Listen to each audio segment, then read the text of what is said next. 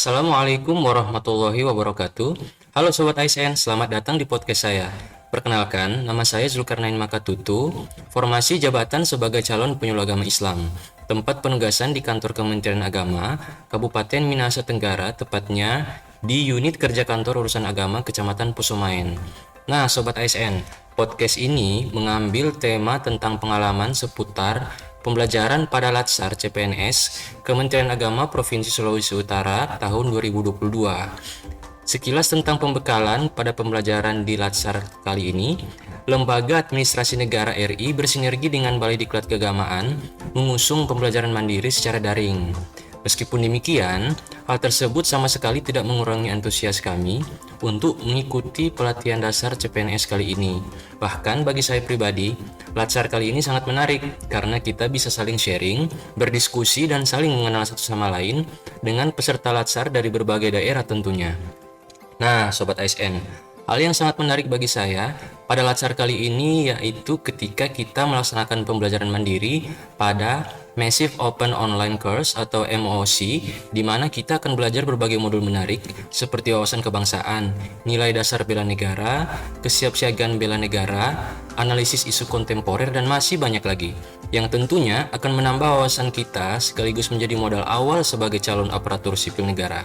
Kedua, ketika kita bertatap muka dengan para widya iswara dari Balai Diklat Keagamaan dan peserta Latsar lainnya dalam distance learning, di mana kita akan saling sharing dan bertukar pikiran mengenai apa yang sudah kita pelajari waktu semasa pembelajaran mandiri di MOOC. Nah, Sobat ASN, pada materi wawasan kebangsaan dan nilai dasar bela negara, kita berdiskusi mengenai definisi serta dampak positif dan negatif mengenai letak strategis dari NKRI itu sendiri, yang mana wawasan kebangsaan itu dapat diartikan sebagai cara pandang atau paradigma yang dilandasi akan kesadaran diri sebagai warga negara dalam kehidupan berbangsa dan bernegara. Materi berikutnya yakni tentang analisa isu kontemporer, di mana isu kontemporer itu sendiri merupakan suatu fenomena yang terjadi secara aktual dan dirasakan hingga saat ini di negeri kita. Contohnya, korupsi, terorisme, radikalisme, separatisme, money laundering, dan cybercrime.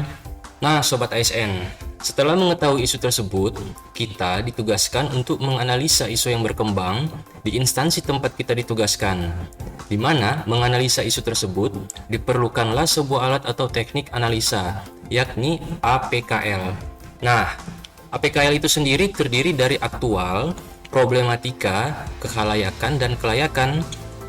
Teknik APKL ini bertujuan untuk mengidentifikasi, mengklasifikasi, serta menghasilkan isu prioritas yang harus segera diselesaikan.